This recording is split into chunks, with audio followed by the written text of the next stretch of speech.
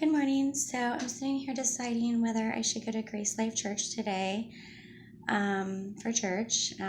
My kids go every Sunday, and I don't get them until 2 o'clock because they're going to Grace Life Church, and they sometimes go twice a day on Sundays. Every other weekend, they go twice a day to 2 services before they see me. So I was just thinking, like, I don't know if I want to go to church today before I see my kids because I don't want to be tired when I see my kids. Well, guess what? My kids are tired from being at church 2 services and then coming to see their mom the one time a week that they get to see their mom. So many of you know, I moved here Christians will be 14 in July. So I moved here about 15 years ago with Gino from my hometown in Ohio. We had 3 kids here. When I had Christian, I started looking online to try to find a church for us to go to. And just like anything, I researched it and decided that Grace Life Church was going to be the church that we went to. So we started going to Grace Life Church. We dedicated all of our children there. I worked there as the pastor's secretary, and I volunteered there for many, many years. And then and they also counseled me and Gino many times for our marriage.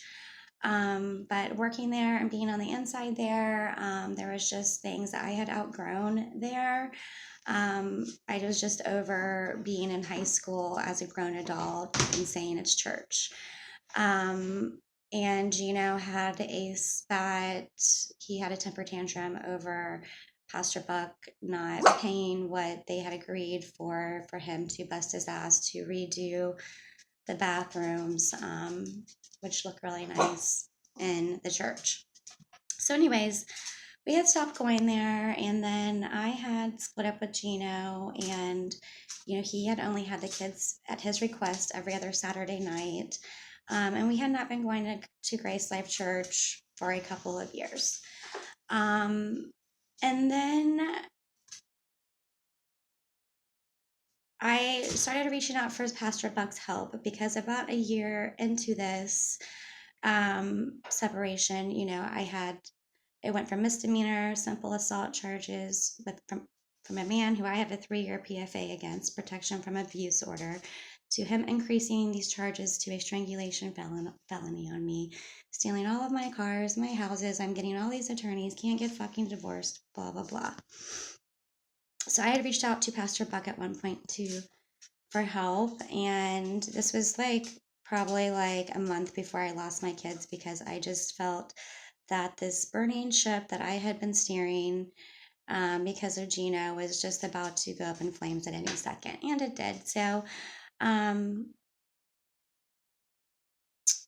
then I was charged with wiretapping, and I lost my kids, and I went to jail for 79 days. During that time in jail, I find out that Melissa, who had only met my kids a couple of times ever, and Gino, Melissa is his new girlfriend, are now attending Grace Life Church with my family, where we went for years, who married us. And yeah, so it did bother me. It bothered me when I was in jail. It bothered me when I got out of jail, because this church then married them, even though me and Gino are still married, and I cannot get fucking divorced, and this church married us and knows damn well that I'm a wonderful mom.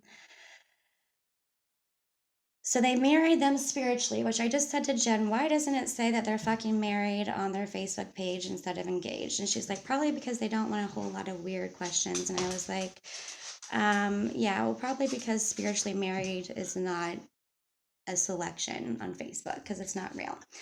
And I questioned Gino on the stand about this, and he admitted to marrying Melissa with Pastor Buck, who married us, and had my children take part of this, which has caused emotional confusion, anguish, all of those things.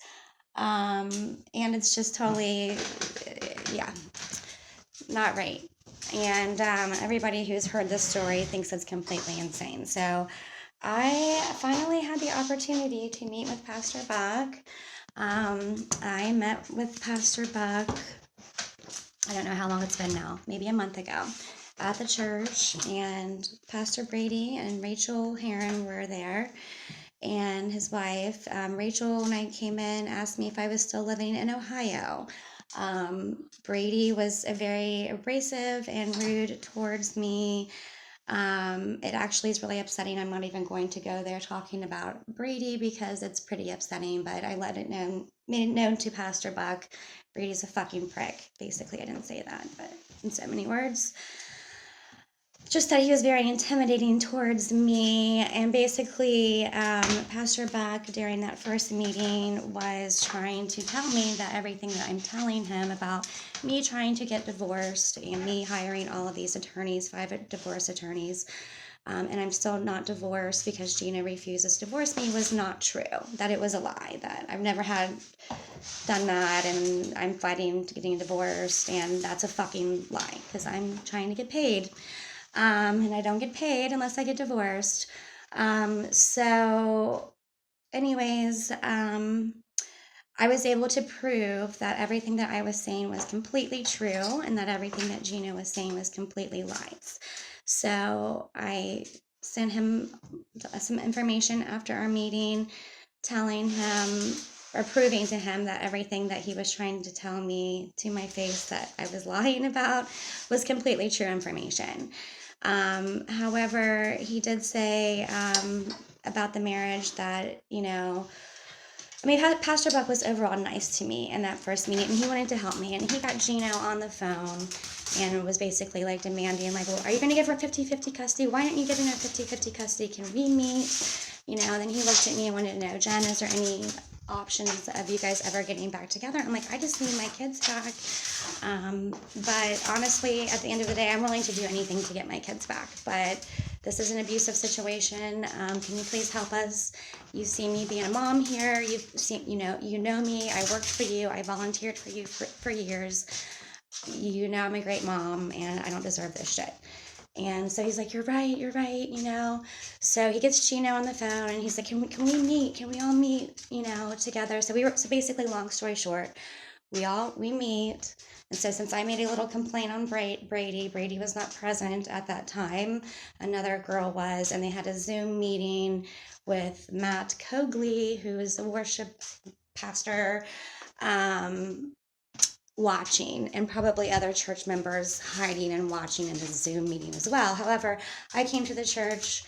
I sat with Pastor Buck next to him at this table, and then we got Gino on Zoom, which he was supposed to be there, and then suddenly it turned to Zoom, and I'm sure because of Melissa, which whatever, Zoom is fine. So he's on this huge screen, I'm sitting there, and I'm thinking this is all going to get worked out. Pastor Buck this day is like completely on my side because he realizes that I'm telling the truth.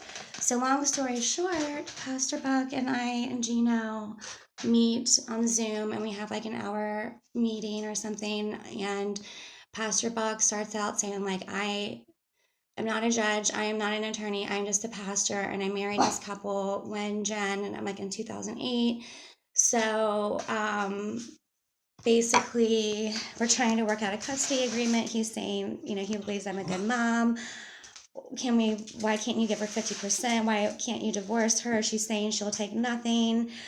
She's saying she'll take nothing for 50% custody. She said she'll take nothing. So, I mean, basically we went back and forth, and I can go over the Zoom meeting later, and I am trying to actually get a copy of it because it was recorded, and I want a copy of it. But since then, immediately Gino went back on his word after our meeting. So he agreed to give me 50% custody reluctantly, and that I would take the deal. Well, within 2 hours or less that same day, because Gino was mad because I was able to make him look like a liar and an idiot and wrong for keeping my kids from me. And Pastor Buck agrees that's wrong too.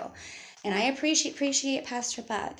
He really tried. He really tried to help me work this out. I mean, he genuinely tried. But then we have Gino. I agreed to take nothing. And then 2 hours later, he's filing to go before the divorce master, and we're arguing on text message, saying, or like a few days later, we're arguing on text message because he's now saying he's not going to give me 50% custody, and that he only agreed to 1 extra day, and that was on Easter. And it's all lies, and it's all recorded at the church, but I can't get access to it.